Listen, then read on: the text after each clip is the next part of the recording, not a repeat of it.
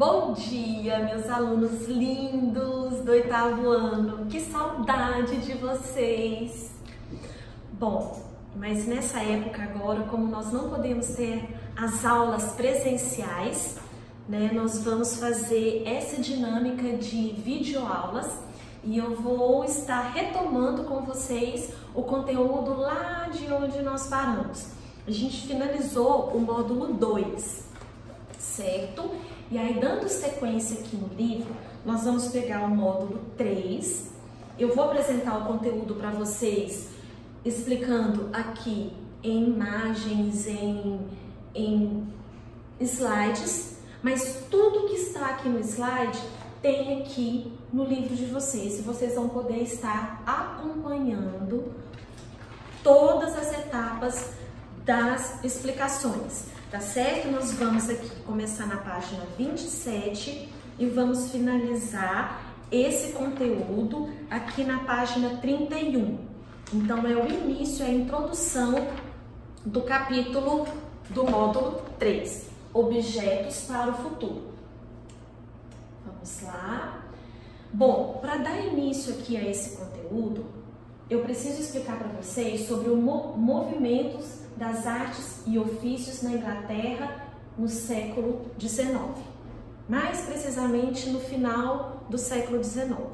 O que aconteceu nesse período? As indústrias começaram a surgir e houve a necessidade de projetos a serem feitos com o intuito de fabricação, execução desses objetos, desses produtos dentro das fábricas. Só que ao mesmo tempo não existiam os profissionais capacitados para poder fazer essa tarefa, essa atividade. Quem eram os criadores desses projetos? Eram os artesãos, eram os autônomos, não existia um curso especializado. Então esse movimento das artes e ofícios defende o artesanato criativo. Ele valoriza o produto feito pelas mãos do homem, pelas mãos do ser humano. Porque ali existe uma preocupação com a estética e a funcionalidade. Só que ao mesmo tempo, o artesão ele não consegue fabricar aquele mesmo produto em séries, em quantidade, muitas cópias daquilo. Não, o que ele faz é único, é exclusivo e é mais demorado para poder ter a sua elaboração, o seu feitio e a sua produção final. Então, nessa época, no final do século XIX, houve a valorização do artesanato, a preocupação com as dimensões estéticas que os objetos estavam sendo feitos. E então aqui, temos aqui o significado, o que nós precisamos fazer aqui, qual é o objetivo do estudo desse capítulo. O objetivo, nós sabemos, diferenciar o artesão, o designer industrial e uma reciclagem. São 3 produtos completamente diferentes na maneira como é fabricado, como ele é projetado e como ele é fabricado. Então, para definir um artesão, um artesanato, o que é isso? Bom, o artesão é um substantivo masculino onde o indivíduo pratica a sua arte, o seu ofício, o seu trabalho através de ferramentas, de materiais que ele possui em sua casa, no seu quintal, na sua região. A matéria-prima que o artesão vai utilizar para poder executar o seu trabalho, ele vai ter facilidade para poder adquirir esse material. Exemplo, o capim dourado, produtos feitos com capim dourado.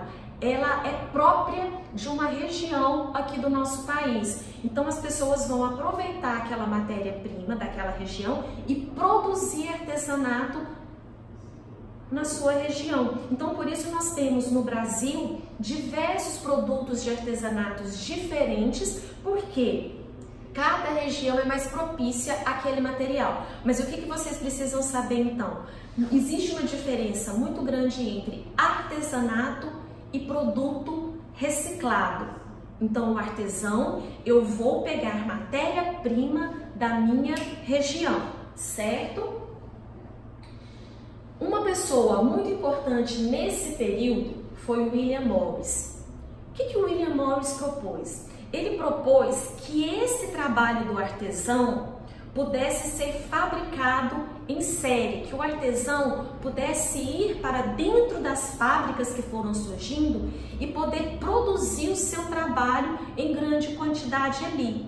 Porém, o artesão ele não tinha conhecimentos técnicos. O artesão normalmente é uma herança familiar. É o meu avô que fabricava carrinhos de madeira e que a partir daí ele ensinou para o meu pai. E o meu pai hoje me ensina, é uma herança familiar, é uma tradição cultural daquela região. Então a pessoa, ela adquire esse conhecimento através dessa cultura familiar, mas ele não passou por uma escola, ele não teve conhecimentos técnicos para poder fazer o desenho daquele produto e entregar nas mãos de uma outra pessoa, de terceiras pessoas, para aquele produto ser executado. Então veio o William Morris e criou o quê? O desenhista industrial, a profissão do designer. Quem é designer? O que o designer faz? O designer industrial é o profissional responsável por elaborar um produto que será entregue a outras pessoas ou até mesmo máquinas para poder fabricar, produzir em série aquele produto. Só que o desenhista industrial, ele tem o dever também de não só se preocupar com a funcionalidade de um determinado produto, mas também com a beleza estética. Então, William Morris, ele fez essa ligação entre o artesão e o profissional capacitado para poder elaborar um produto com criatividade, com diferencial, mas também com a preocupação funcional e estética. Aqui nesse texto vem explicando tudo isso que eu estou dizendo para vocês e que também podemos encontrar no livro, certo? Aqui. Na prática, através de imagens, como que nós vamos diferenciar e classificar e o que contribuiu o designer na nossa sociedade? Aqui nós temos a junção do artesanato e de um projeto técnico de iluminação. Então nós temos aqui pequenos pedacinhos de retalhos de tecido que cobriu uma luminária. Então eu tenho aqui uma instalação elétrica, eu tenho aqui a iluminação de um espaço, ou seja, eu tenho a funcionalidade, a luz aqui vai proporcionar uma iluminação a um espaço e ao mesmo tempo ela tem uma beleza estética onde o artesão pôde criar essa imagem, esses desenhos, essas cores, para poder tornar o ambiente mais agradável, esteticamente mais bonito e também funcional. O artesanato. Agora aqui mostramos um macramê, que é um determinado tipo de trabalho manual que os artesãos fazem, é uma herança familiar, é uma herança cultural brasileira também, onde linhas são tramadas em uma tela e vão formar aqui um forrinho para colocar em uma mesa, uma capa de almofada, uma cortina, uma colcha. Os objetos podem ser variados, mas a técnica é uma só. Ela vai utilizar a linha, a tesoura, a criatividade dela e essa tela, que é também feita de maneira manual, onde vai produzir toda a sequência das imagens. Então isso aqui é um trabalho artesanal, é feita por uma pessoa, é um trabalho que é exclusivo, não é fabricado, não vou ter aqui centenas deste forro, eu vou ter no máximo aqui 1, 2, 3 que eu vou conseguir, nenhuma imagem é exatamente igual à outra, então existe a exclusividade, o tempo que a pessoa levou para poder fazer esse trabalho. Então toda essa elaboração, criatividade, o fazer do artesanato leva tempo e torna esse produto exclusivo e consequentemente pode ter um valor mais caro pela sua história de fabricação. Agora aqui o desenho industrial. Agora aqui o projetista ele passou por uma aula, ele passou por um curso para poder ter condições técnicas para poder elaborar um produto. Onde eu encontro um desenhista industrial? Em qualquer fábrica, em qualquer estilo de fábrica, seja a fabricação de uma peça de carro, de um carro, de um relógio, de uma roupa, de uma cadeira. Eu vou desde objetos de uso pessoal a objetos do mobiliário de uma empresa, de uma residência, a máquinas como a fabricação de um carro, de uma moto. Tudo que vai ser produzido precisa de ter um projeto.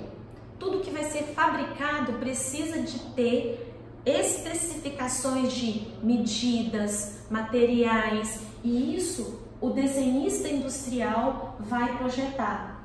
Então ele precisa aqui de réguas, de compassos, de transferidor, de um suporte de materiais para poder fazer o projeto através de um desenho, onde esse desenho vai ser transferido para outras pessoas, máquina, e essa pessoa, ao receber esse desenho, tem que ter ali todas as informações necessárias para a fabricação do objeto exatamente como foi criado pelo desenhista industrial.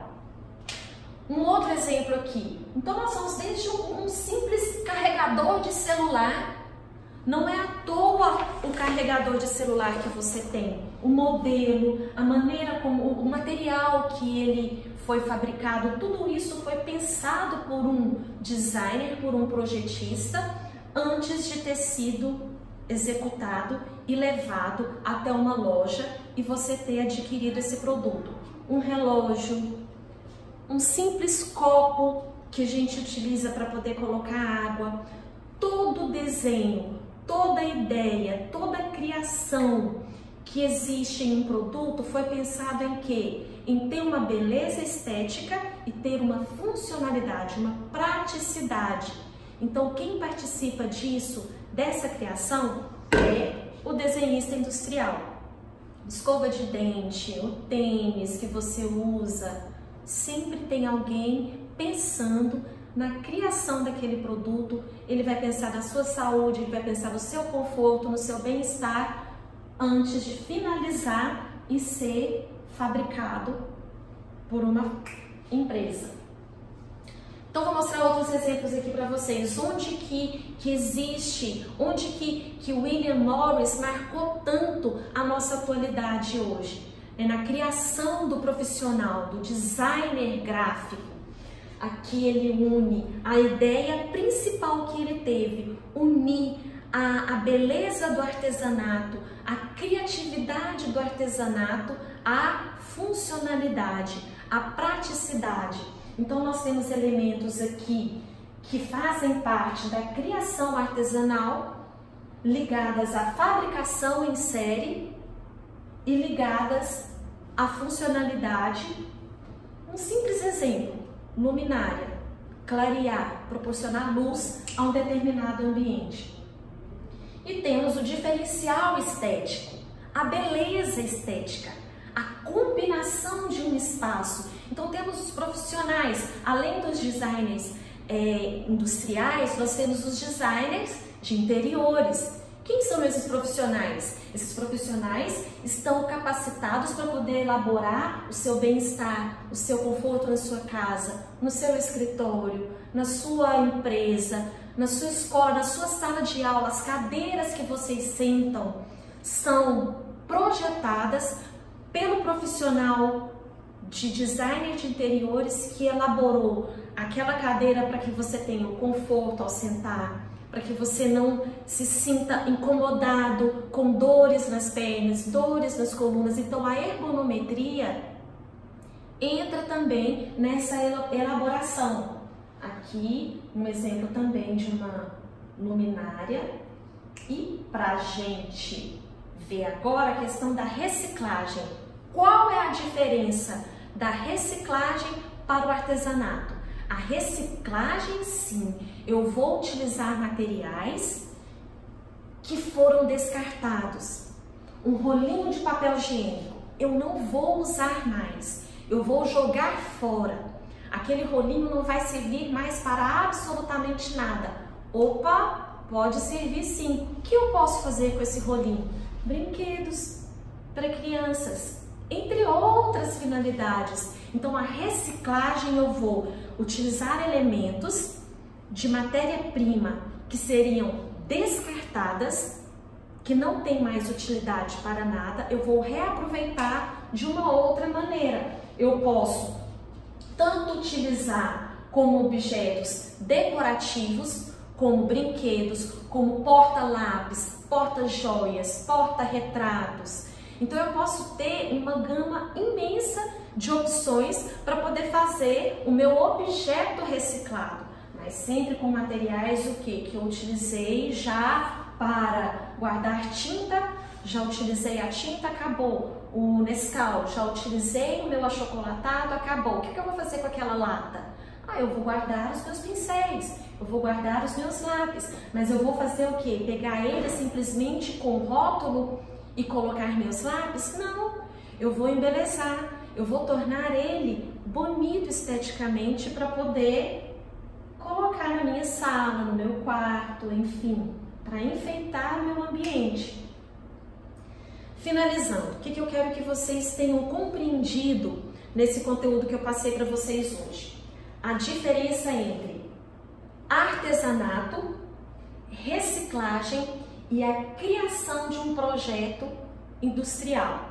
Então eu tenho aqui quais são os materiais são diferenciados e a estética e a finalidade também. Eu tenho aqui um trabalho de um forro de crochê, onde eu vou utilizar linhas e fazer todo um trabalho exclusivo, manual, com objetos que vão decorar e ter uma finalidade também. Aqui eu tenho a reciclagem, onde eu utilizei latas, copinhos e fiz um boneco. Então esse boneco, ele pode ter também a função de uma criança estar brincando com ele e também enfeitar o quarto de uma criança. Mas eu utilizei elementos descartados, que não tinham mais uso. Agora aqui um objeto feito por um designer industrial. Então aqui ele fez um saleiro e um paleteiro. São objetos que eu vou utilizar no meu restaurante, na minha cozinha, na minha casa ou no meu escritório, onde for. Mas ele vai ter uma finalidade prática de armazenar tempero, mas também ele vai estar enfeitando, decorando o meu ambiente, porque ele tem toda uma proposta estética em sua fabricação. Então temos 3 objetos aqui de diferentes formas produzidas e que é a finalidade da explicação da aula de hoje. Espero que vocês tenham entendido, tá certo? E para nós terminarmos a nossa aula de hoje, eu vou finalizar com uma atividade, que é uma escultura de sucata, que tem aqui no livro de vocês, na página 34, todas as explicações de como vocês vão fazer. Pessoal, agora é o seguinte, como que nós vamos avaliar e apreciar esse trabalho? Vocês vão, a cada aula, fazendo a atividade proposta em casa, vão guardando, arquivando, montando um portfólio, vão guardando esses materiais que vocês forem produzindo, e quando nós retornarmos às nossas atividades normais, que eu espero que seja em breve, esses trabalhos serão apresentados e avaliados, tá certo? Caprichem e logo estaremos com uma próxima aula para poder dar continuidade a esse conteúdo. Um beijo para vocês, fiquem com Deus e se cuidem!